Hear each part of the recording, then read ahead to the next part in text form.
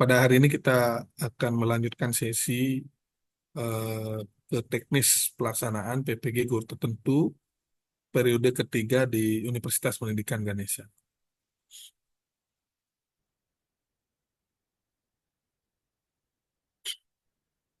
Nah, Bapak Ibu sudah sering disampaikan terkait dengan bagaimana pemerintah Indonesia memiliki visi yang sangat besar pada tahun 2045, yaitu menjadikan generasi emas yang unggul, yang mumpuni di tahun 2045. Nah, pemerintah melalui kementerian juga sudah membangun visi yang besar untuk mewujudkan itu. Tadi sudah banyak disampaikan oleh Pak Warek Satu, bagaimana upaya-upaya pemerintah dalam mengembangkan SDM Indonesia melalui proses pendidikan yang berkualitas.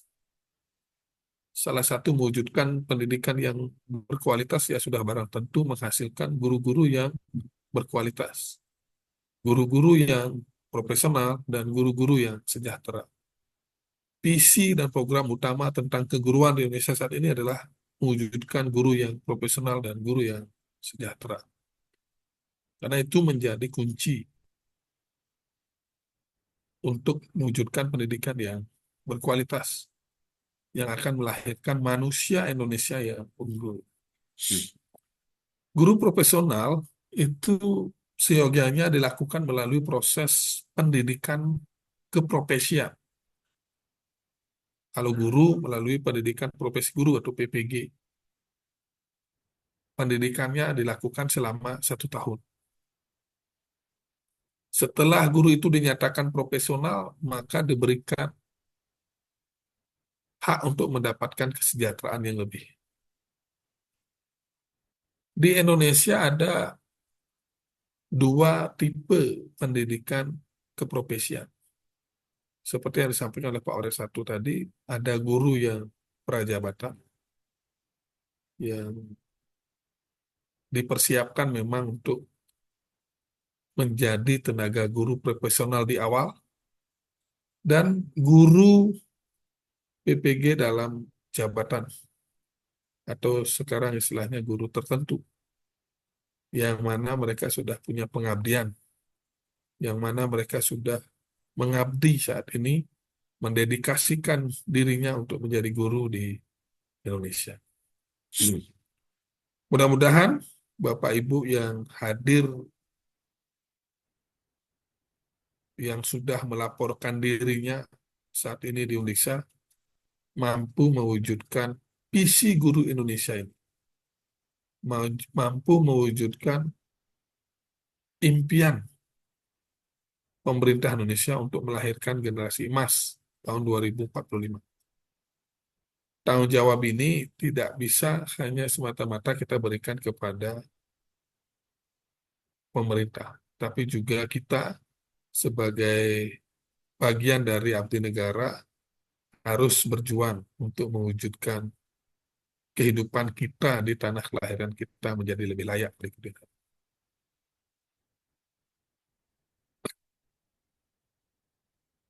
Mungkin juga Bapak Ibu sudah mendapatkan berbagai informasi terkait dengan pelaksanaan PPG guru tertentu pada gelombang 1 dan gelombang 2. Saya yakin sebagian dari Bapak Ibu mungkin bisa disampaikan secara keseluruhan.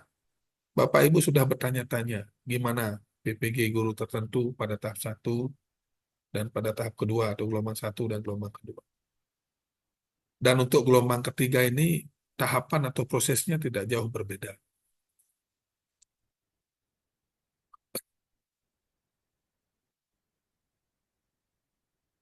Seperti yang saya sampaikan tadi kepada Bapak Ibu,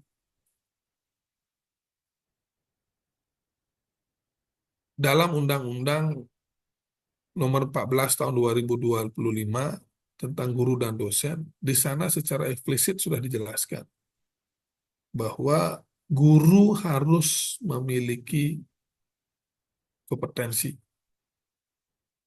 guru harus profesional, guru harus memiliki kualifikasi akademik yang jelas. Nah, guru yang memiliki kualifikasi akademik apa? Ya, guru kualifikasi akademiknya minimal sarjana atau diploma 4. Itu dituangkan dalam pasal 9. Sehingga guru-guru yang sudah lama, yang masih statusnya sarjana muda atau bachelor, sarjana muda ya, atau D2, PGSD, atau sarjana muda sains, itu masih belum dianggap memenuhi kualifikasi akademik karena belum S1. Dan saat ini sebagian besar sudah memenuhi kualifikasi akademik S1, sehingga tidak sulit untuk memenuhi ini, memenuhi standar ini. Kemudian yang kedua adalah guru-guru harus memiliki kompetensi.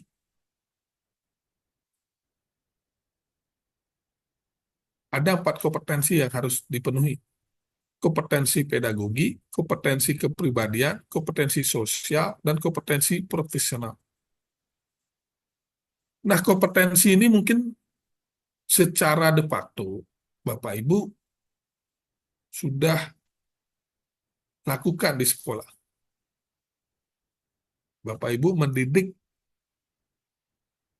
anak-anak itu sudah sangat mahir, kompeten. Saya juga meyakini Bapak Ibu yang memilih menjadi guru pasti sudah memiliki kepribadian yang baik. Bukan baik, tapi sangat baik. Begitu juga dengan kompetensi sosialnya. Pasti sangat baik. Kompetensi terhadap lingkungannya, terhadap membangun pembangunan nilai-nilainya, karakter-karakter. Itu pasti sudah sangat baik. Namun, itu perlu dilakukan proses pengujian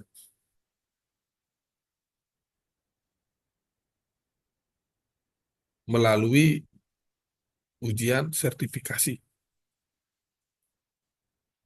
Untuk memantapkan itu, Bapak Ibu harus menempuh pendidikan profesi. Ada perbedaan PPG prajabatan dengan dalam jabatan atau guru tertentu.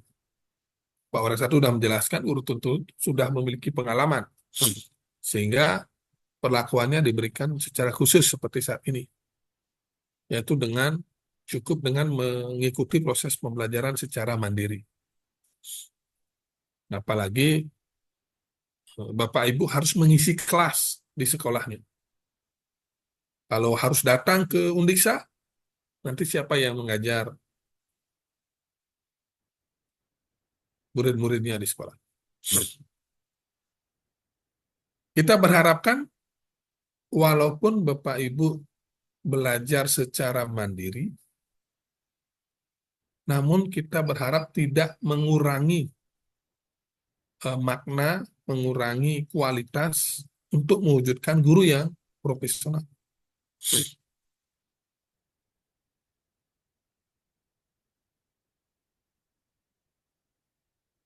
Guru yang profesional adalah guru yang memiliki kualifikasi akademik, kompetensi, sehat, jasmani, dan rohani, serta memiliki kemampuan untuk mewujudkan pendidikan nasional yang ditunjukkan melalui sertifikat pendidik. Kita tidak bisa menyebut bahwa guru itu profesional kalau belum memiliki sertifikat pendidik. Kita sebut dia profesional kalau sudah memiliki sertifikat pendidik. Harapannya dengan mengikuti proses pendidikan profesi ini, amanat undang-undang itu tercapai. yaitu menjadikan guru sebagai pendidik profesional dengan tugas utamanya adalah mampu mendidik dengan baik, mengajar, membimbing, mengarahkan, menilai, dan mengevaluasi peserta didik pada setiap jenjang pendidikan, mulai dari PAUD, pendidikan normal, non pendidikan formal, pendidikan non formal, pendidikan dasar, pendidikan menengah.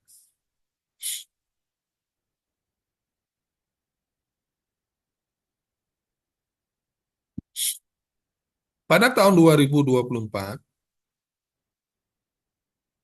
pemerintah melalui Dikbudristek mengeluarkan peraturan Peraturan Menteri atau Permen nomor 19 tentang pendidikan profesi guru. Pendidikan profesi guru yang ada saat ini adalah yang terbaru. Ada PPG guru tertentu, ada PPG calon guru. Kalau PPG guru tertentu itu dulu namanya PPG dalam jabatan. PPG calon guru itu namanya PPG prajabatan. Nah, sekarang dirubah penamanya menjadi dua ini. Nah, guru tertentu itu kenapa disebut dengan guru tertentu? Karena masih banyak ada guru-guru yang beragam jenisnya yang belum dididik secara profesional. Ada yang masih eh, belum lulus PLPG, pendidikan dan pelatihan guru, sudah sekian kali PLPG nggak lulus. Kemudian ada juga yang belum lulus PBG dalam jabatan sebelumnya. Kemudian yang terbaru ada hadiah pemerintah bagi bagi guru penggerak untuk bisa ikut pendidikan profesi guru. Dan itu jumlahnya sangat banyak, seperti yang disampaikan tadi, yaitu sekitar 1 jutaan. PPG guru tertentu difokuskan pada penuntasan guru yang belum memiliki sertifikat pendidik untuk meningkatkan kualitas pembelajarannya. Termasuk ada guru-guru yang sebelumnya ditugaskan di SMP, kemudian karena dibutuhkan tenaganya di sekolah dasar, maka dia harus memiliki sertifikat pendidik di sekolah dasar. Dan ada juga PPG calon guru yang memang dibutuhkan oleh pemerintah untuk menyeimbangkan antara suplai dan demand, antara suplai guru dengan kebutuhan guru melalui penyediaan guru yang berkualitas. Setiap tahun pasti ada PPG calon guru atau PPG prajabatan yang jumlahnya selalu ratusan ribu. Jumlah yang besar ini itu masih belum cukup untuk menutupi guru-guru yang pensiun. Karena jumlah penduduk terus meningkat, jumlah sekolah terus meningkat, jumlah siswa terus meningkat, sehingga membutuhkan juga jumlah guru yang terus meningkat. Kebutuhan jumlah guru yang terus meningkat ini sudah barang tentu membutuhkan guru-guru yang berkualitas atau calon guru yang berkualitas yang lebih banyak. Dengan adanya PPG dua jenis ini, diharapkan bisa menyelesaikan persoalan guru yang ada saat ini.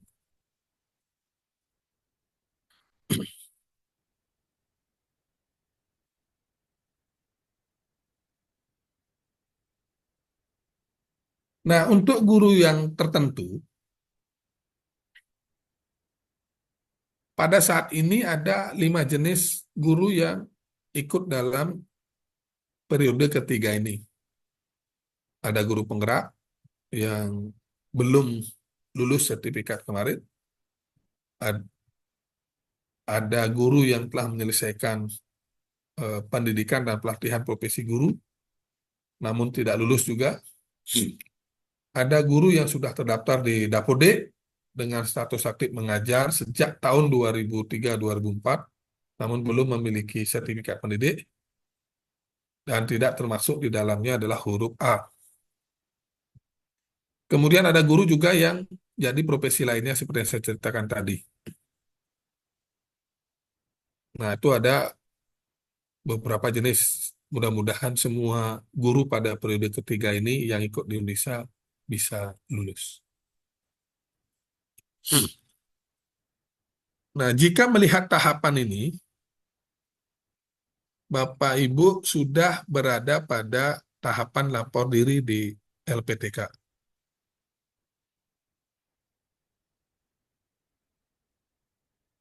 Nah, setelah melapor diri,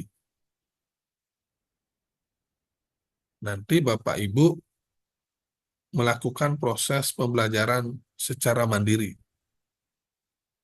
Saya berharap proses pembelajaran secara mandiri ini betul-betul dilakukan dengan sangat serius, terutama belajar konten-konten yang terkait dengan konten-konten yang diujikan, yaitu UTBK, termasuk belajar konten-konten terkait dengan materi UKIN-nya. Bapak Ibu menjadikan pembelajaran mandiri ini pembelajaran yang betul-betul bermakna untuk proses pendidikan ini. Bapak Ibu, proses pembelajaran mandiri bukan berarti Bapak Ibu hanya bisa lakukan secara mandiri di rumah. Tapi bagaimana pembelajaran mandiri ini bisa Bapak Ibu lakukan secara mandiri bersama teman-temannya. Bapak Ibu bisa sharing dengan teman-teman, bisa saling berbagi, saling eh, memberikan informasi, saling berbagi materi, konten yang bisa menambah wawasan Bapak Ibu semua, yang bisa menambah pengetahuan Bapak Ibu semua. Pembelajaran mandiri ini bisa Bapak Ibu juga menjadikan pengalaman peserta gelombang 1 dan gelombang kedua sebagai mentor Bapak Ibu. Sebagai mentor untuk mempercepat, mengakselerasi Bapak Ibu dalam memperoleh pengetahuan atau wawasan yang baru di PPG. Kadang-kadang karena kesibukan kita sering mengabaikan informasi atau pengetahuan baru yang tidak sedikit karena itu banyak juga yang tidak lulus. Oleh sebab itu saya berharap Bapak Ibu menggunakan momen pembelajaran mandiri ini untuk membentuk kelas-kelas mandiri, mencari mentor, berbagi eh, referen, resource, atau resource sharing, berbagi wawasan, berbagi pengetahuan. Bisa melalui grup, bisa grup grup grup tertentu, ya bisa melalui juga eh,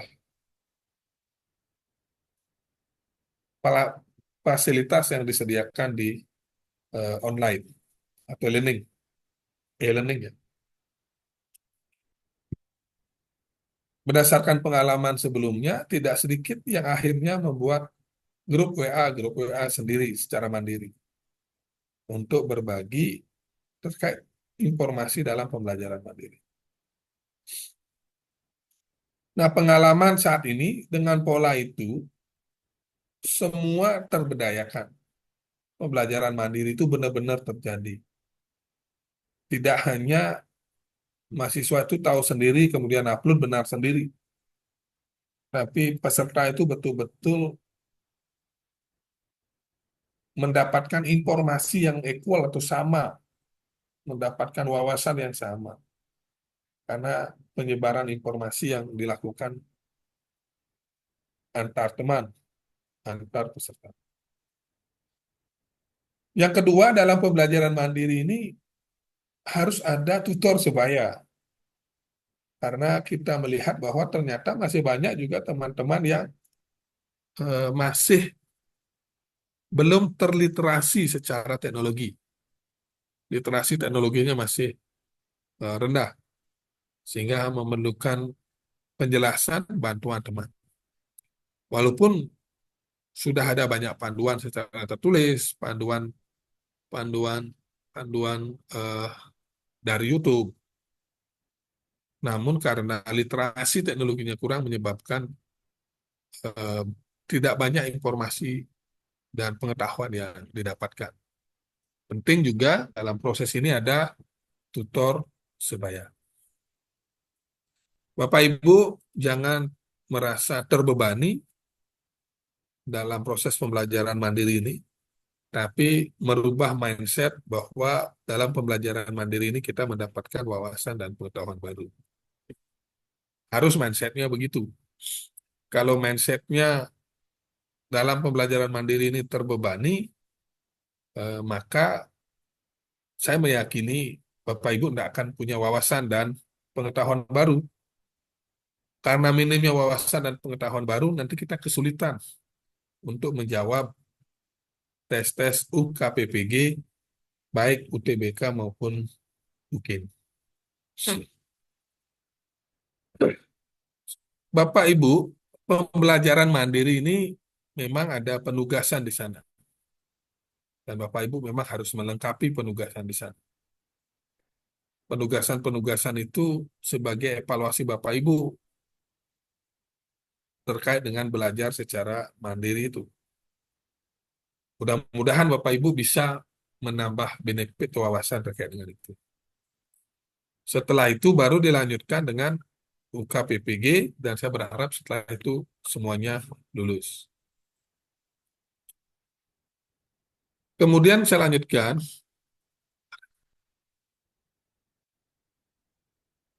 pada proses pembelajaran nanti Bapak Ibu akan diminta untuk mempelajari modul.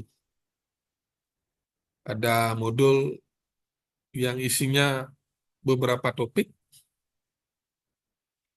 ada topik 1, topik 2, topik 3, dan seterusnya. Dan nanti dari topik itulah Bapak Ibu akan melakukan pembelajaran yang mendalam,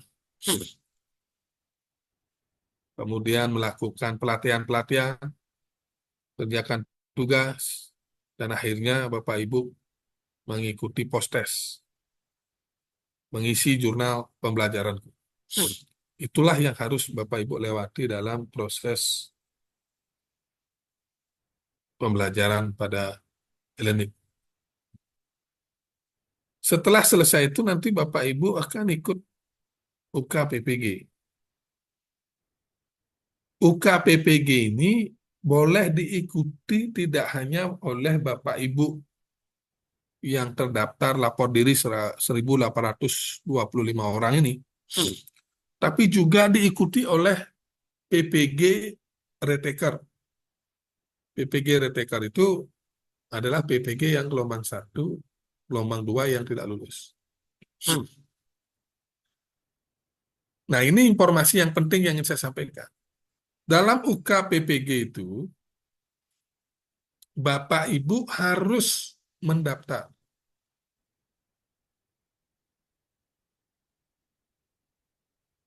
Ketentuannya adalah peserta dapat mulai mendaftar UKPPG dari tombol yang aktif di laman RGTK.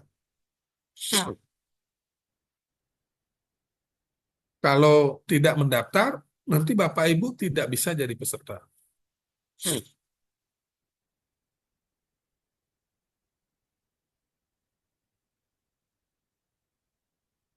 Banyak juga pengalaman-pengalaman sebelumnya tidak mendaftar, sehingga panitia harus bersurat untuk mengikutkan Bapak Ibu sebagai peserta ujian. Kadang-kadang diperpanjang, kadang-kadang tidak diperpanjang masa pendaftarannya. Kalau tidak diperpanjang, ya Bapak Ibu tidak bisa ikut ujian. Tapi ketika proses pendaftarannya diperpanjang, maka Bapak Ibu bisa ikut ujian. Jadi setelah pembelajaran mandiri, ingat-ingat kapan mendaftar UKPPG-nya. Nah, UKPPG nanti ada dua, ujian tertulis dan ujian kinerja, UKIN sama UTBK. Nah, untuk bisa lulus UTBK dan UKIN, maka Bapak Ibu lakukan pembelajaran mandiri dengan sungguh-sungguh. Setelah itu, Bapak Ibu akan istirahat sejenak untuk menunggu pengumuman. Nah, bagi Bapak Ibu yang tidak lulus sekarang, pada tes gelombang ketiga atau KPPG nanti, KPPG gelombang 3 ini, maka Bapak Ibu akan boleh mendaftar UKPPG lagi pada tahun berikutnya atau periode berikutnya. Sama, Bapak Ibu juga pada saat itu harus mendaftar kembali. Kalau nggak mendaftar, pasti nggak diikutkan sebagai peserta. Nah, disinilah nanti Bapak Ibu harus terliterate terkait dengan teknologinya.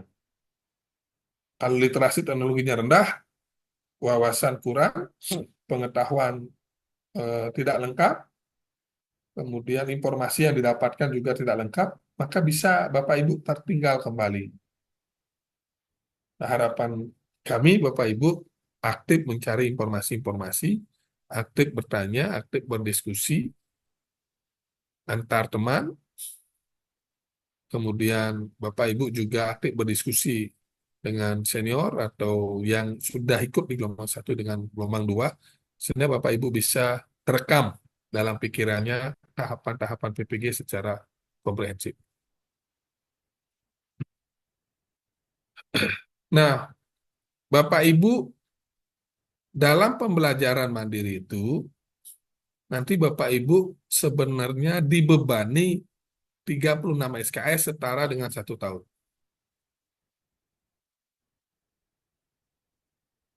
Setara dengan 1 tahun. Kemudian nanti Bapak Ibu melakukan proses pembelajaran mandiri itu sudah dilengkapi dengan modul-modul yang ada SKS-nya. Lengkap ada SKS-nya.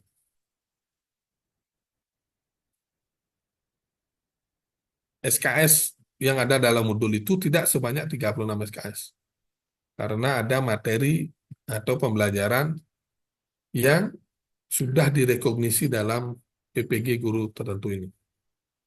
Sehingga tidak banyak SKS. Ada nanti modul sosial emosional, ada modul pendidikan nilai, filosofi pendidikan, dan sebagainya. Nah, ini tanggal-tanggal penting yang ingin saya sampaikan kepada Bapak Ibu semua. Bapak Ibu lapor diri di LPTK itu dibuka sampai 25 September 2025. Kalau tidak melihat tanggal ini di website, akhirnya ada 30 orang yang tidak melapor diri. Bisa saja karena memang tidak ingin ikut, bisa saja karena ketinggalan informasi, bisa saja karena sakit, bisa saja karena yang lain-lain. Tapi saya berharap tidak karena ketinggalan informasi. Bapak Ibu mulai belajar 29 September sampai 10 November secara mandiri. Kemudian nanti ada pendaftaran first taker. Pendaftaran first taker itu Bapak Ibu yang gelombang 3 ini dibuka dari tanggal 1 sampai tanggal 11 November 2025. Nah, kalau yang retaker yang tidak lulus sebelumnya atau nggak sempat ujian sebelumnya, itu dari tanggal 1 sampai 7 November 2025. Nah, itu tanggal-tanggal yang penting untuk pendaftaran UKPPG. Setelah itu, Bapak Ibu setelah mendaftar, menjadi peserta, kemudian dapat akun untuk mengikuti ujian, kemudian Bapak Ibu akan diberikan akun untuk ujian, dapatkan akun, kemudian mengisi dokumen-dokumennya, mencetak kartu. Kemudian setelah mengunggah dokumen-dokumen, mencetak kartu, Bapak Ibu mulai pelaksanaan ujian. Mulai dari UTBK, tanggal 22 sampai 26 November, dan ada UKPPG, UKIN, tanggal 1 sampai 15 Desember 2025. Walaupun sudah dipatok begini, ini juga tidak ada perubahan. Biasanya perubahan itu terjadi ketika ada force mayor tertentu. Misalnya tiba-tiba sistem drop bersamaan. Kalau sistem drop kan Bapak Ibu tidak bisa UTBK. Nah, yang kedua misalnya ada kondisi alam yang tidak menentu yang menyebabkan harus ditunda. Atau mungkin karena ada eh, libur, libur-libur yang menyebabkan harus libur. Jadi tetap harus Bapak Ibu mengecek jadwal-jadwalnya secara online, mengecek informasi-informasi yang disampaikan oleh panitia, sehingga Bapak Ibu tidak ada yang ketertinggalan. Baik, itu yang ingin saya sampaikan secara teknis dalam pelaksanaan PPG di Undiksa. Nah, mudah-mudahan Bapak Ibu sudah mendengar secara keseluruhan bagaimana pelaksanaan PPG di Universitas Pendidikan Ganesha. Terima kasih. Saya tutup dengan para Santi, Om Santi, Santi, Santi. Om. Oke, baik, terima kasih Prof. Wayan atas paparan materinya. Nah, Bapak Ibu, itu tadi paparan materi terkait dengan teknis pelaksanaan PPG guru tertentu.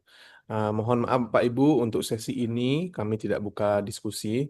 Nampaknya nanti yang lebih krusial itu adalah pada pelaksanaan UKP PPG ya Bapak Ibu. Karena memang selama ini yang sering terkendala teknis itu adalah pelaksanaan UKP PPG, baik itu UTBK maupun juga UKIN atau uji kinerja. Nah, untuk itu Bapak Ibu, kita akan langsung saja masuk pada materi paparan UKP PPG. Yang pertama adalah paparan materi terkait dengan teknis UTBK. Nah, materi ini akan disampaikan oleh Bapak Indra Kristiawan, SPD, MSc, PhD. Nah, Pak Indra sudah siap, Pak Indra? Oke, siap Pak Kade kita. Ya, oke. Untuk layar dan kesempatan saya serahkan kepada Pak Indra. Silahkan, Pak Indra. Oke, baik. Terima kasih atas kesempatannya. Izin Prof. Wayan selaku sekretaris Bapak Ibu pimpinan yang masih join dan Bapak Ibu peserta PPG guru tertentu periode 3, izinkan saya memulai dengan salam pengajali umat. Om Swastiastu. Assalamualaikum warahmatullahi wabarakatuh. Shalom, nama budaya, salam kebajikan dan salam harmoni. Jadi selanjutnya izin kami akan memaparkan terkait dengan UKP PPG ya, atau kepanjangan dari uji kompetensi peserta pendidikan profesi guru. Izin saya share screen. Oke. Oke, sudah terlihat ya Pak Gita ya? Di saya sudah Pak Indra. Silahkan Pak Oke, Indra. baik sudah ya. Baik, Bapak Ibu, jadi ya ini disampaikan krusial tadi ya karena inilah penentu nanti Bapak Ibu untuk memperoleh sertifikat pendidik ya. Jadi dalam uji kompetensi peserta pendidikan profesi guru atau PPG, UKP PPG, nah ini terdiri dari dua uji. Jadi yang pertama dinamakan ujian tertulis ya, dan yang kedua adalah uji kinerja. Jadi pada bagian saya akan menekankan pada ujian tertulis dulu Bapak Ibu. Nah ini menjadi hal yang uh, krusial juga ya. Jadi karena Bapak Ibu akan ditentukan secara objektif melalui sistem komputer dari jawaban ya atas soal-soal yang Bapak Ibu kerjakan. Yang mana pada saat ini mungkin sudah disampaikan tadi kolega Bapak Ibu di guru tertentu periode 2 saat ini sedang ya melaksanakan ujian tertulis ya. Jadi tidak lama lagi Bapak Ibu juga akan masuk ke sesi ini. Nah, ini perjalanan Bapak Ibu ya, jadi mulai dari lapor diri, kemudian ikuti orientasi pada hari ini, dan nanti setelah melaksanakan seluruh kegiatan pembelajaran mandiri, maka Bapak Ibu akan berkesempatan untuk mendaftar mengikuti kegiatan UKP PPG. Ya, jadi oke, sudah disampaikan tadi bahwa Bapak Ibu harus menyelesaikan semua modul, kemudian mengisi eh, mengerjakan post-test, mengisi jurnal harian sehingga Bapak Ibu bisa mendaftar. Dan untuk mendaftarnya, Bapak Ibu di sini ada ketentuan bahwa memiliki nilai pembelajaran mandiri paling rendah B, begitu ya Bapak Ibu ya. Namun saya yakin Bapak Ibu modul-modul yang tersedia di ruang GTK akan mampu mengakomodasi dan membantu Bapak Ibu ya untuk mempersiapkan ya kegiatan UKP PPG ini. Nah, UKP PPG ini dapat diikuti oleh seluruh peserta program PPG, ya baik nanti calon guru maupun guru tertentu yang telah terdaftar. Jadi sangat penting ya untuk melakukan lapor diri kemarin sehingga Bapak Ibu memiliki nomor induk mahasiswa. Ya, setelah Bapak Ibu lapor diri dan memiliki NIM serta telah dinyatakan lulus pada seluruh mata kuliah yang Bapak kerjakan di ruang GTK, baru Bapak Ibu bisa mendaftar untuk UKP PPG. Nah, Bapak Ibu, berikut adalah mind mapping dari UKP PPG. Jadi seperti yang saya sampaikan tadi ada 2 jenis. Yang pertama adalah ujian tertulis dan ujian kinerja. Nah, Bapak Ibu bisa berfokus pada PPG guru tertentu ya. Jadi di ujian tertulis itu ada 2 jenis tes yang akan diujikan. Yang pertama disebut tes objektif ya, dan yang kedua disebut dengan tes subjektif ya. Jadi berbeda dengan calon guru, jadi Bapak Ibu peserta PPG guru tertentu ini nanti ketika melaksanakan ujian tertulis ya, itu dilaksanakan secara daring berbasis domisili. Namun tetap dengan pengawasan penuh oleh pengawas yang ditugaskan masing-masing LPTK nanti ya.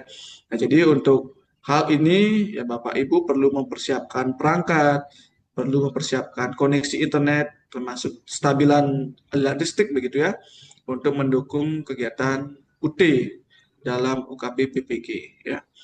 Nah, apa yang diujikan dalam tes objektif ini? Yang pertama ada yang disebut dengan PCK atau Pedagogical Content Knowledge. Jadi ini benar-benar murni sesuai dengan bidang keilmuan atau bidang mata kuliah bidang studi Bapak Ibu peserta PPG ya. Jadi bagaimana masing-masing konten sesuai bidang studi itu dilaksanakan secara pedagogis, nah itu yang diuji.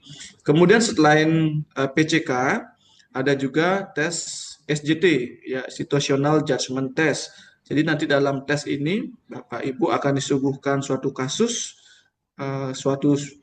yang memperlihatkan masalah-masalah situasional di dalam kelas. Nah, nanti akan ada beberapa opsi, ya strategi apa ya yang paling tepat untuk mengatasi suatu situasi tersebut. Nah, itu nanti Bapak Ibu juga kerjakan dalam tes objektif. Nah, sedangkan tes subjektif ya untuk guru tertentu, tes subjektif ini berupa uraian ya, uraian studi kasus yang sifatnya reflektif. Jadi nanti teknisnya pada saat mengerjakan ujian tertulis Bapak Ibu setelah mengerjakan tes objektif ya, mengerjakan tes objektif, nanti akan ada spare waktu kurang lebih 30 menit untuk Bapak Ibu menguraikan atau mengetik langsung di sistem studi kasus ya berupa uraian reflektif. Nanti pada selanjutnya akan saya jelaskan apa yang harus Bapak Ibu uraikan ya. Jadi ini dikerjakan sekaligus dalam ujian tertulis. Jadi setelah mengerjakan tes objektif dilanjutkan ke tes subjektif dalam bentuk uraian. Jadi Bapak Ibu ketik langsung ya di sistem. Nah, selain ujian tertulis akan ada namanya ujian kinerja atau UKIN. Nah, nanti ini Bapak Ibu akan dinilai berdasarkan perangkat yang Bapak Ibu gunakan, kemudian bagaimana Bapak Ibu mempraktikannya ya. Nah, itu yang akan dinilai dalam ujian kinerja untuk guru tertentu. Nanti bagian ini akan disampaikan secara tersendiri ya. Nah, Bapak Ibu, jadi kalau dilihat dari alurnya ya, dari mulai pendaftaran, kemudian Bapak Ibu mengikuti ujian tertulis, khususnya untuk menilai pengetahuan dan keterampilan Bapak Ibu dalam memecahkan masalah, termasuk kreativitas ya dalam merencanakan, kemudian melakukan pengajaran dan pembelajaran. Ya. Jadi ini akan diuji dalam bentuk tes objektif dan tes subjektif berupa uraian refleksi berbasis kasus. Sedangkan ujian kinerja atau disebut dengan UKIN ini akan menilai kompetensi Bapak Ibu ya bagaimana merancang pengajaran termasuk mengimplementasikannya. Sehingga ada dua dokumen yaitu penilaian perangkat pembelajaran dan penilaian video praktik pembelajaran. Nah, khususnya untuk ujian tertulis Bapak Ibu ya yang secara lengkap adalah UTBK, ujian tertulis berbasis komputer. Jadi sekali lagi ini akan dilaksanakan secara daring domisili. Daring domisili ini tidak berarti harus di rumah masing-masing, tidak ya Bapak Ibu, ya, tapi di tempat kediaman Bapak Ibu yang sudah ada aliran listrik, kemudian koneksi internet stabil, jadi sangat dimungkinkan.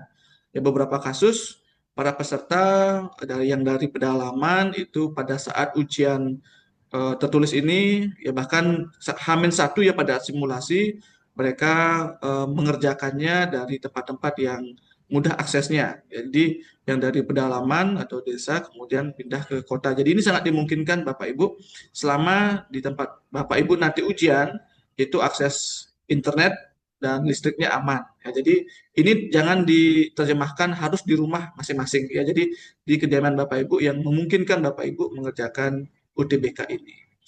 Kemudian nanti dalam tes objektif dari 50 soal Bapak Ibu ya berupa pilihan ganda yang masih sederhana dan juga pilihan ganda yang kompleks ya. Yang di dalamnya ada soal-soal PCK ya dan juga SJT tadi. Durasi waktu pengerjaan ujian tertulis ini adalah 120 menit Bapak Ibu ya selama 2 jam ya.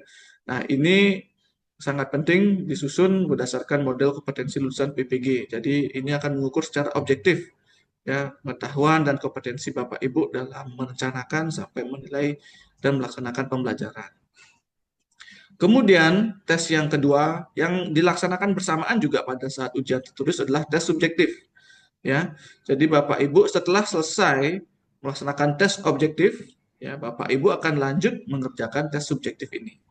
Nah, nanti setelah Bapak Ibu berakhir masa mengerjakan tes objektif dan memulai masuk masa mengerjakan tes subjektif, Bapak Ibu akan masuk ke sistem untuk mengetik ya uraian studi kasus reflektif dengan durasi waktu 30 menit.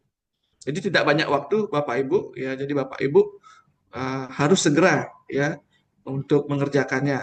Jadi jangan menunda-nunda waktu. Jadi inilah penting untuk di orientasi kami menyampaikan UKP PPG sehingga Bapak Ibu sudah punya gambaran apa yang harus diuraikan atau apa yang harus diketik pada saat mengerjakan tes subjektif ini ya. Nah, meskipun dilaksanakan bersamaan pada saat ujian tertulis berbasis komputer, namun untuk uraian studi kasus reflektif ini nanti akan dinilai oleh para penguji UKIN. Ya, jadi nanti akan disampaikan juga penguji UKIN, ya, ada dosen dan elemen dari guru. Itu selain menilai dokumen perangkat pembelajaran, kemudian video praktik juga akan menilai ya uraian studi kasus yang Bapak Ibu kerjakan pada saat UTBK. Ya, jadi ini akan dinilai secara ansikronus melalui aplikasi UKIN oleh para penguji UKIN. Ya. Nah, apa saja yang akan Bapak Ibu kerjakan nanti ya atau uraikan pada studi kasus reflektif ya. Nah, untuk tahun 2025 ya ini lebih spesifik ya Panitia Nasional membuat ketentuan dalam studi kasus reflektif. Jadi nanti Bapak Ibu ya ini akan sifatnya random. Akan ada 4 konteks ya yang harus Bapak Ibu persiapkan untuk diuraikan nanti. Yang pertama adalah konteks masalah media, yang kedua masalah LKPD, yang ketiga masalah strategi pembelajaran, dan yang terakhir adalah masalah penilaian. Jadi ini karena sifatnya random, mungkin saja nanti Bapak Ibu akan diminta untuk menguraikan studi kasus reflektif terkait dengan konteks masalah media. Mungkin saja LKPD atau yang lainnya. Ya, jadi nanti mohon Bapak Ibu peserta PPG bisa mempersiapkan mulai dari sekarang, ya. Ya, karena panitia nasional meyakini bahwa 4 permasalahan ini adalah masalah-masalah yang paling umum dihadapi dan sering ya dihadapi oleh para guru, sehingga 4 konteks masalah inilah yang dipilih untuk diuraikan melalui studi kasus reflektif. Ya. Nah, berikut Bapak Ibu adalah rubrik penilaian, ya. Salah satunya dalam konteks masalah media.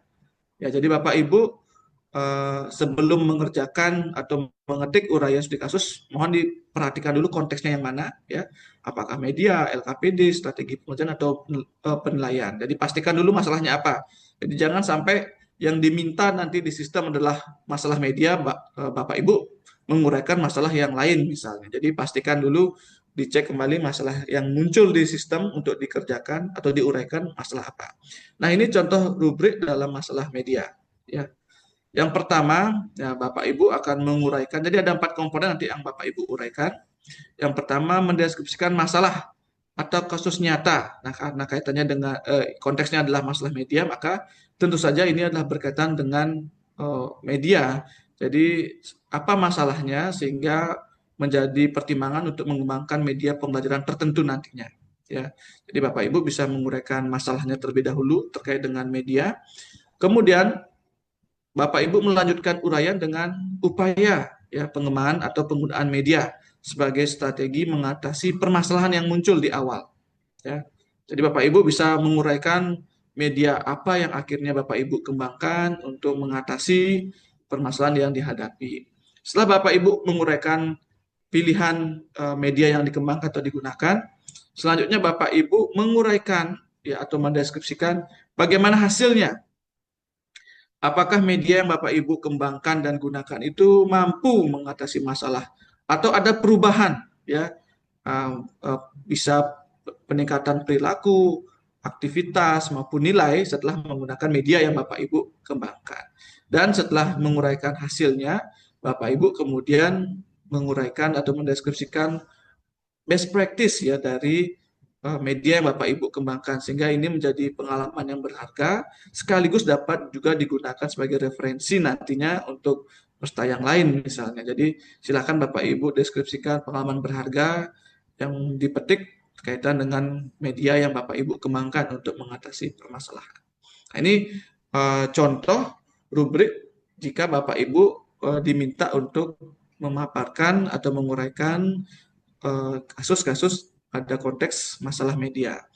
Kemudian contoh yang kedua Bapak Ibu, jika nanti konteks atau kasus yang muncul adalah masalah LKPD, Lembaga Kerja Peserta Didik. Jadi sama juga polanya Bapak Ibu. Yang pertama Bapak Ibu mendeskripsikan masalahnya dulu sehingga penting untuk mengembangkan atau menggunakan LKPD yang inovatif atau yang tertentu.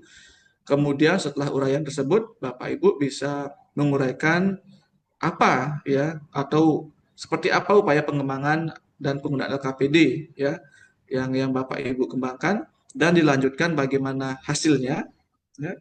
Apakah sudah mampu meningkatkan atau ada peningkatan signifikan setelah menggunakan LKPD yang baru, dan terakhir selalu diakhiri dengan mendeskripsikan pengalaman berharga ya atau best practice yang Bapak Ibu dapatkan dari pengembangan LKPD ini. Begitu juga konteks yang lain Bapak Ibu untuk masalah strategi pembelajaran dan juga penilaian.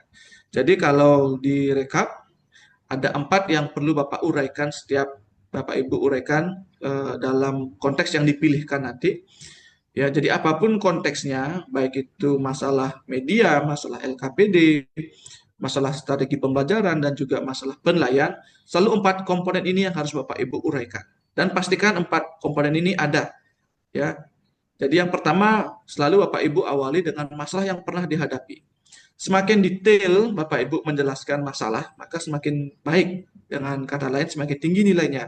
Ya, Bapak Ibu bisa menguraikan permasalahan yang terjadi di sekolah Bapak Ibu, di kelas Bapak Ibu, di pelajaran Bapak Ibu, kemudian masalahnya apa, ya, kemudian dampak negatifnya apa. Misalnya adanya penurunan nilai, penurunan motivasi yang berdampak pada rendahnya nilai siswa. Nah, itu Bapak Ibu bisa uraikan. Kemudian Bapak Ibu pada uraian selanjutnya menguraikan bagaimana Bapak Ibu menanganinya.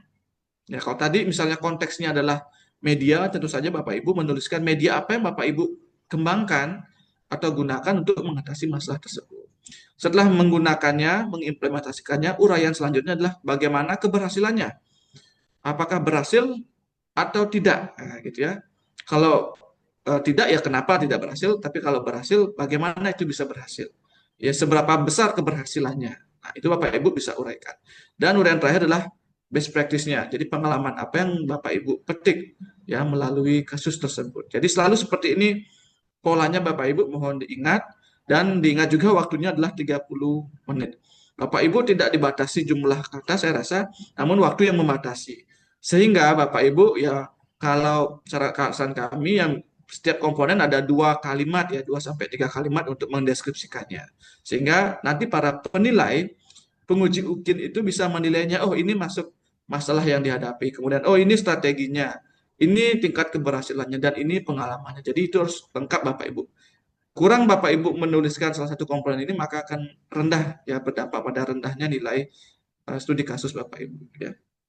Jadi wajib menulis 4 komponen ini ya.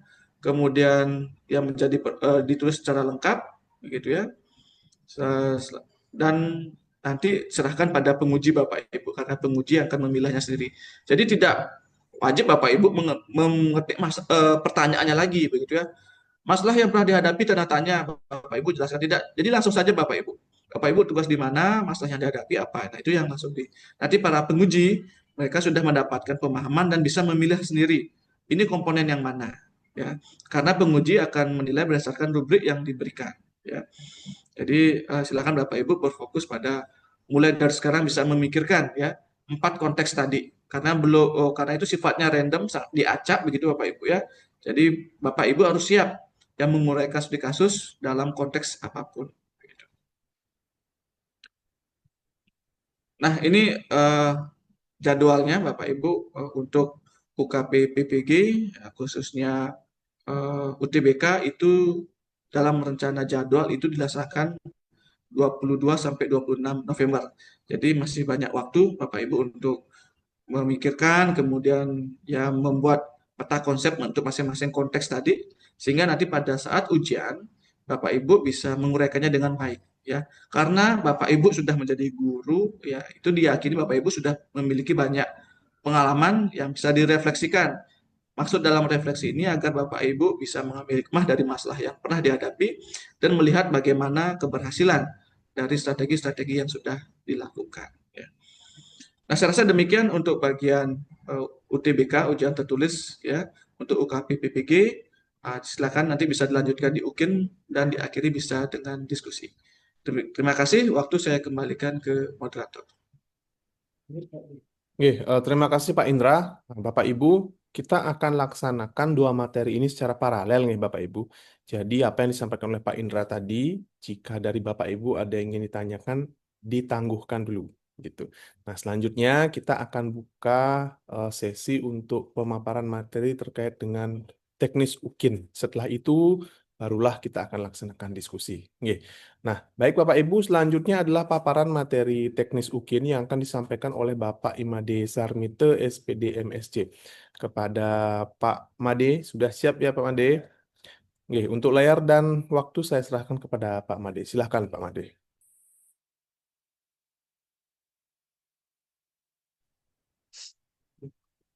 Terima kasih Pak Kade Satya selaku moderator sudah memberikan kesempatan pada saya untuk berbagi materi terkait dengan salah satu komponen di UKP PPG yaitu terkait dengan uji kinerja. Sebelumnya Om Swastiastu, Assalamualaikum warahmatullahi wabarakatuh, salam sejahtera bagi kita semua, namo buddhaya, salam kebajikan dan salam harmoni.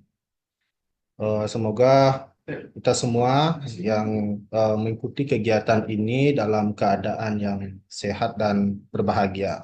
Izin untuk berbagi layar.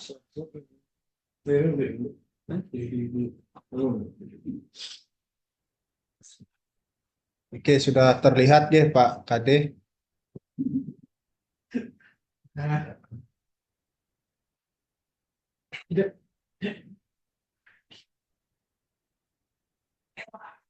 Baik, jadi giliran saya di sini untuk menyampaikan yang bagian dari uji kinerja atau UKIN yang akan apa namanya Bapak Ibu kerjakan nanti sebagai salah satu komponen dari UKP PPG di eh, tahap 3 di tahun 2025 ini. Jadi itu sebelum Bapak Ibu nanti bisa mengikuti UKP PPG termasuk UKIN di dalamnya dan tadi UP ya yang dijelaskan oleh Pak Indra.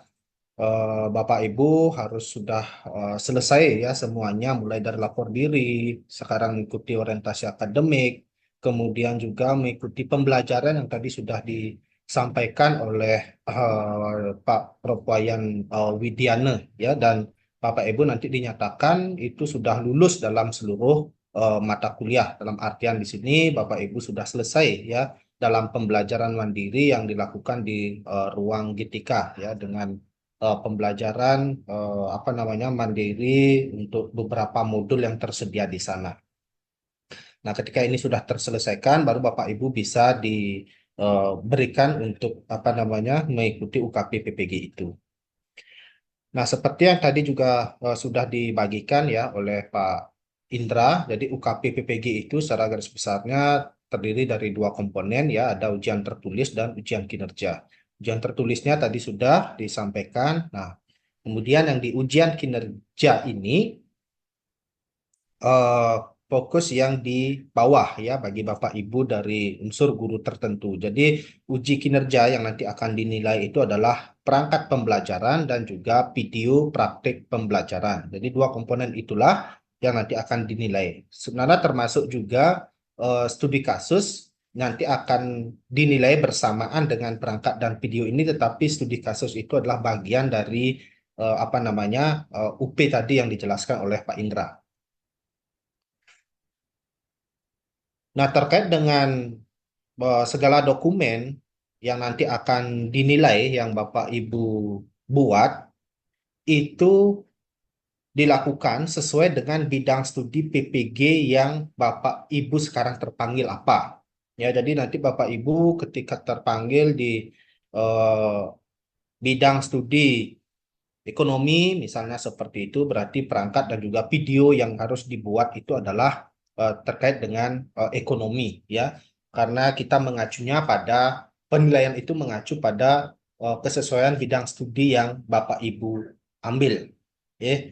Jadi nanti kalau misalnya ada yang saat ini realnya mengajar di SD tetapi mendapat panggilan misalnya di bidang ekonomi, di bidang kimia dan lain sebagainya yang materi tersebut tidak ada di bangku sekolah dasar, ya secara otomatis Bapak Ibu harus minjem ya sekolah agar dapat mempraktikkan atau membuat dokumen perangkat pembelajaran sekaligus mempraktikkan pembelajaran yang sesuai dengan bidang studi PPG yang Bapak Ibu dipanggil. Ya, jadi tekanannya adalah bidang studi PPG yang Bapak Ibu dipanggil sekarang itu.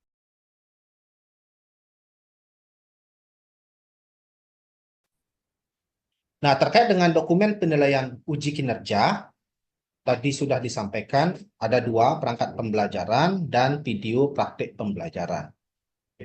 Untuk perangkat pembelajaran, di sini peserta bidang studi dari non bimbingan konseling, berarti yang peserta dari bidang umum di luar BK, yang diunggah itu nanti adalah perangkat pembelajaran berupa RPP, RPPH, atau modul ajar, atau RPL, atau sebutan lainnya yang sejenis ya dengan perangkat pembelajaran ini.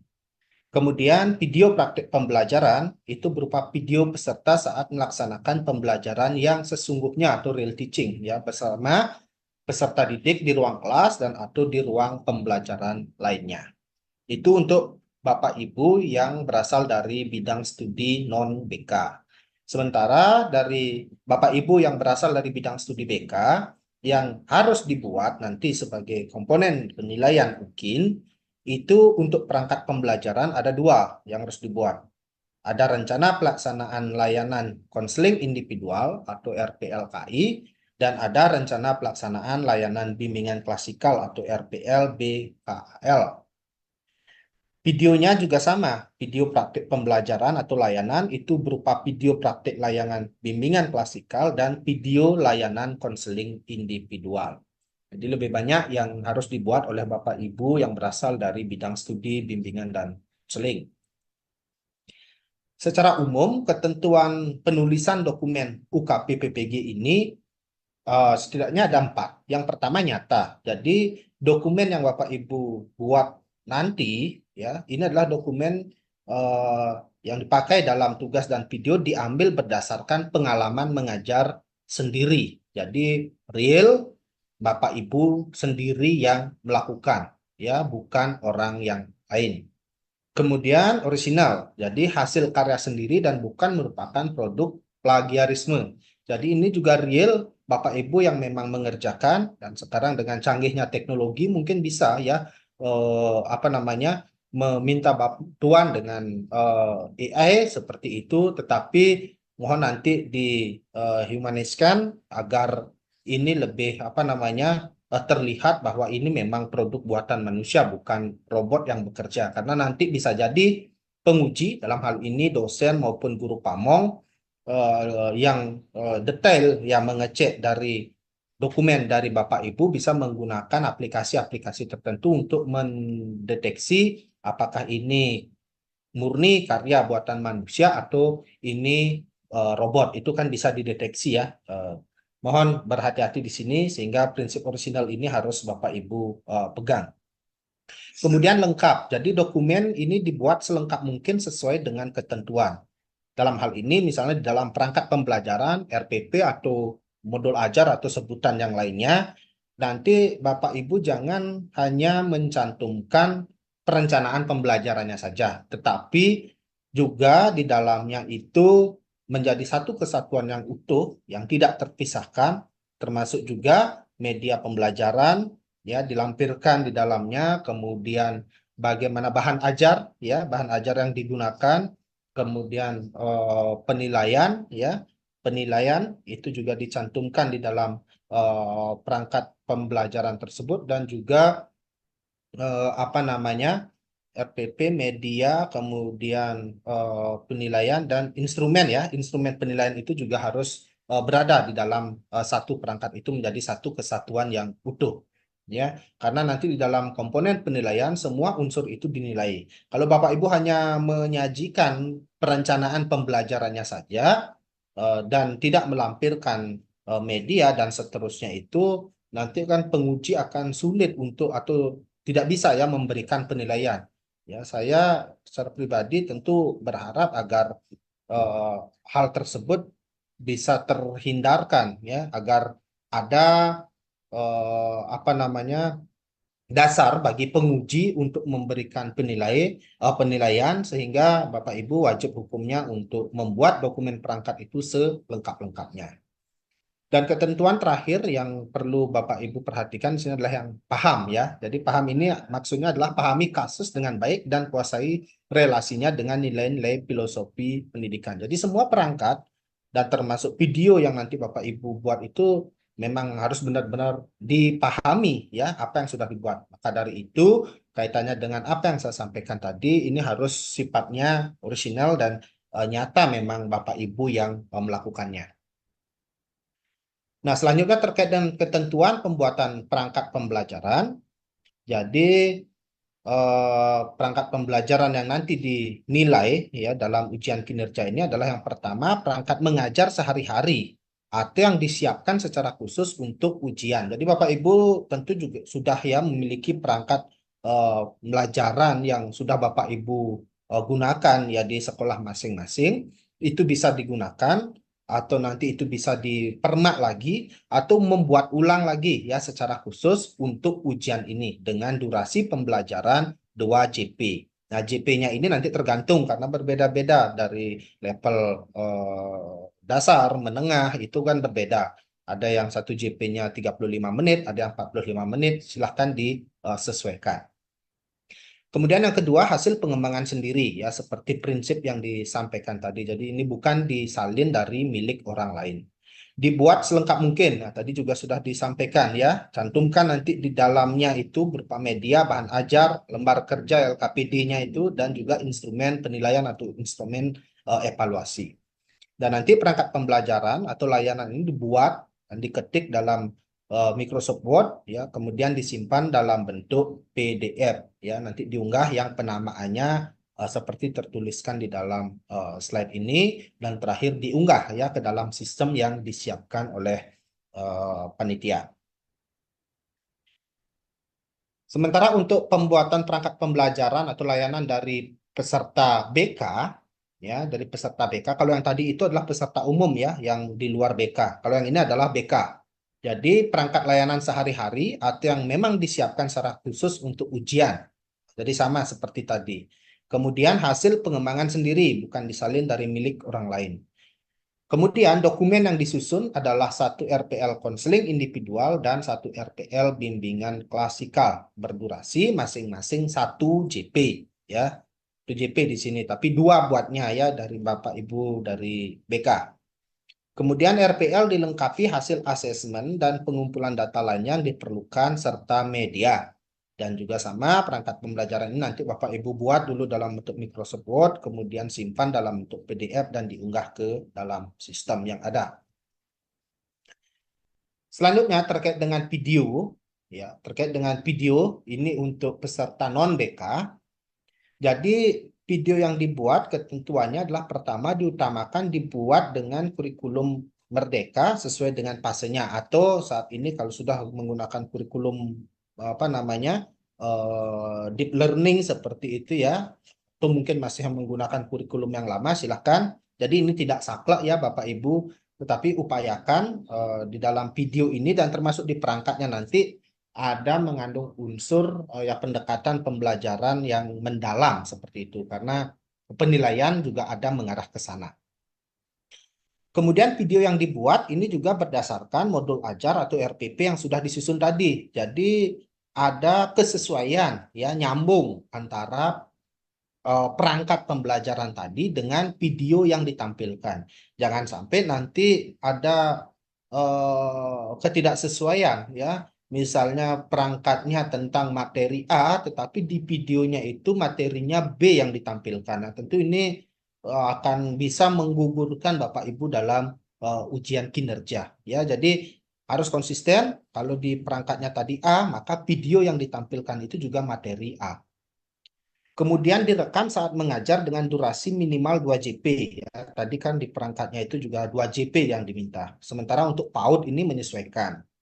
Dibuat nanti dalam format MP4, gambar harus fokus, suara jelas, dan videonya stabil. Oleh karena itu, di sini kemampuan kolaborasi dari Bapak Ibu sangat dibutuhkan. Ya, nanti meminta bantuan dari rekan sejawatnya atau yang dianggap ahli untuk mengambilkan gambar itu sangat diharapkan ya, sehingga memang hasilnya nanti ya video yang dihasilkan itu bagus ya, fokus, nanti suara Bapak Ibu juga terekam jelas dan juga videonya stabil. Termasuk juga dalam hal ini ketika mengambil video Bapak Ibu yang perlu diperhatikan, yang diingat nanti biar tidak berulang-ulang Bapak Ibu take video. Jadi secara teknis ya perlu dipersiapkan segala sesuatunya ya. Dalam hal ini alat perekamnya terutama harus sudah ready, harus sudah siap ya.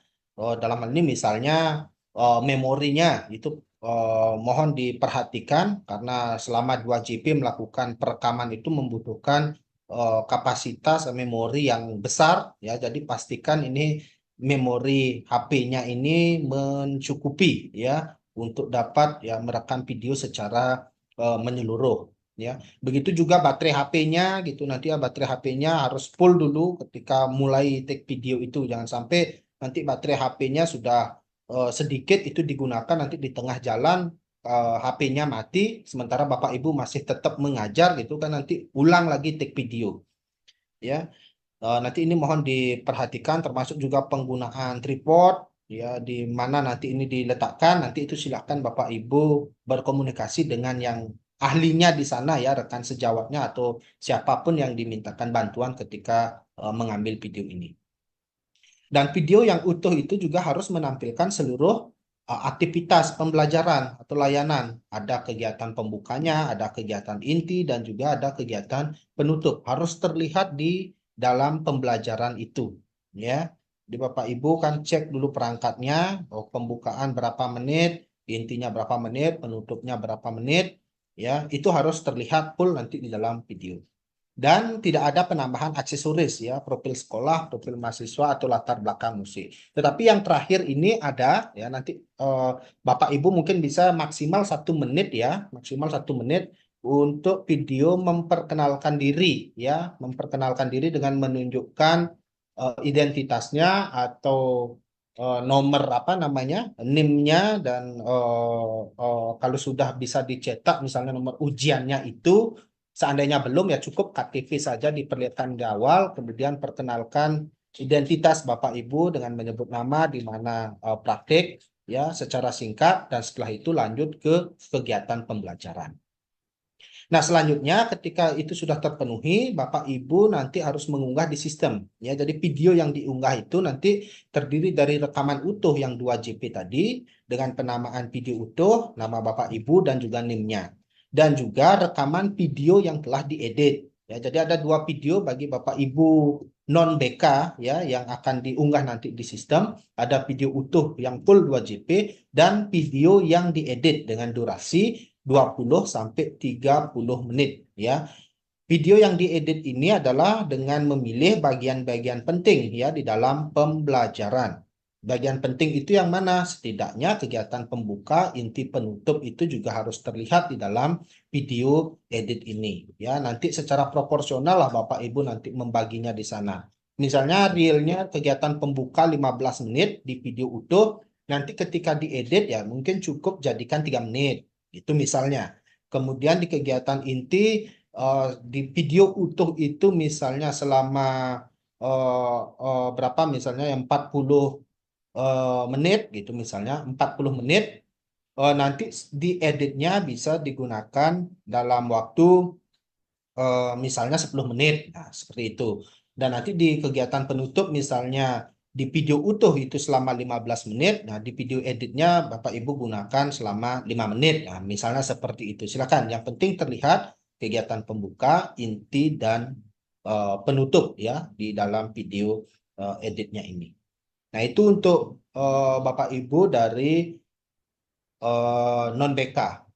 Selanjutnya, bagi Bapak Ibu yang dari BK, untuk video praktik yang pertama, layanan bimbingan klasikal, ini prinsipnya juga sama seperti yang tadi yang saya jelaskan itu. Jadi dibuat berdasarkan RPL-nya yang setelah disusun, nanti ini direkam dengan durasi 1 JP, formatnya juga sama MP4, gambar harus fokus, jelas, video stabil, dan video yang nanti ditampilkan itu adalah seluruh aktivitas ya pembelajaran atau bimbingan klasikal ini mengikuti pembuka, inti, dan penutup.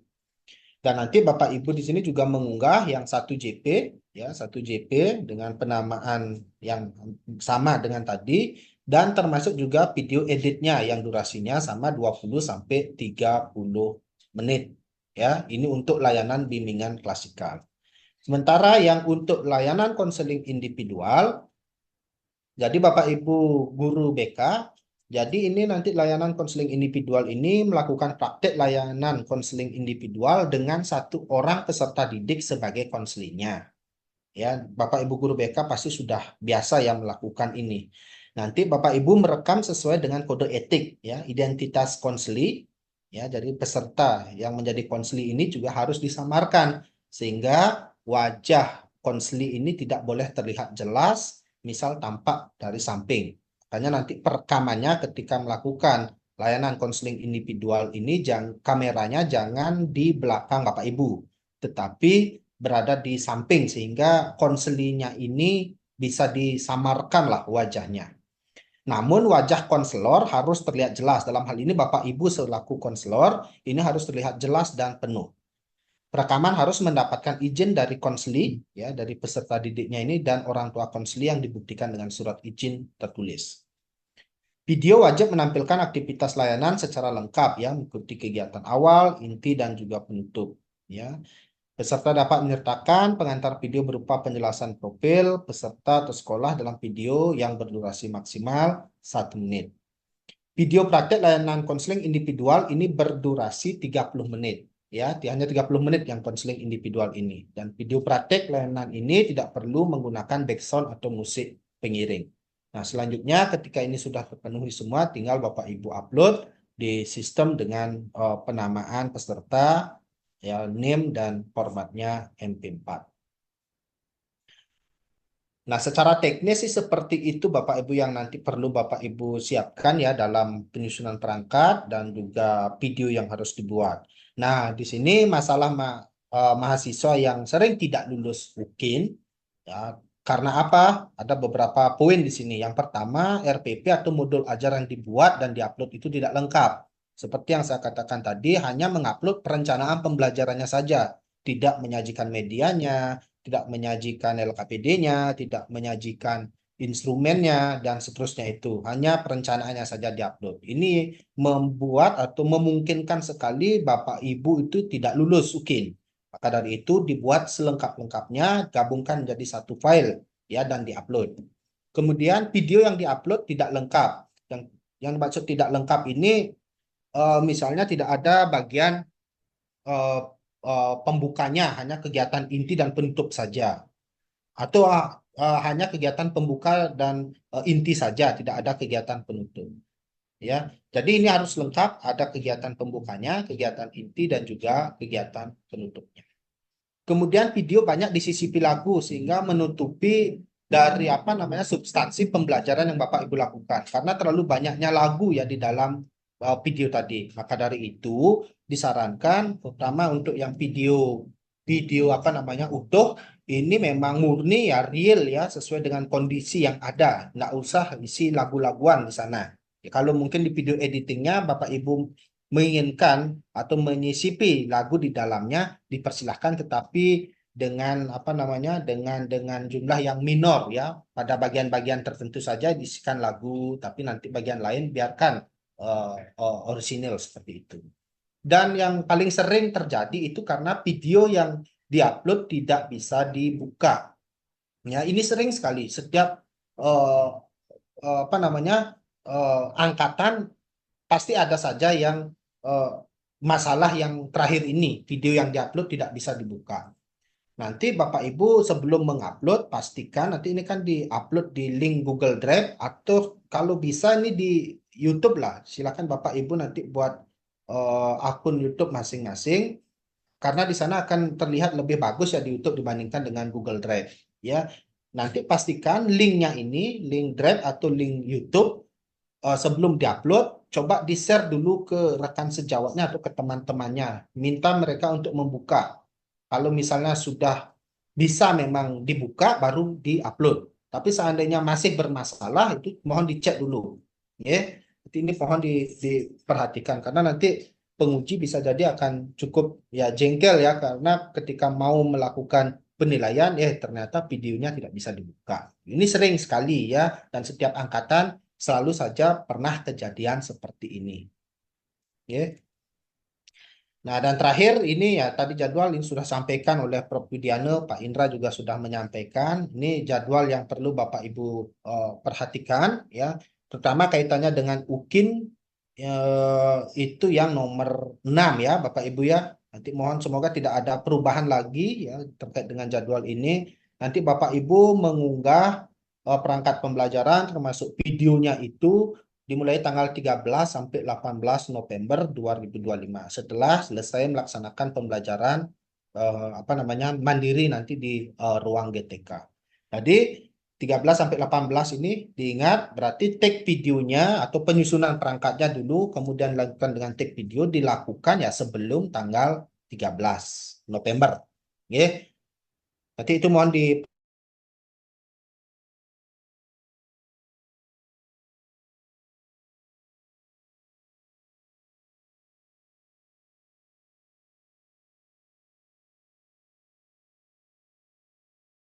periode penilaian dokumen dari Bapak Ibu. Nanti ketika dihubungi oleh admin, ya siap-siap nanti ya untuk membuka akses dan seterusnya. Tapi kalau misalnya tidak dihubungi ya pada akhirnya nanti tinggal menunggu pengumuman kelulusan.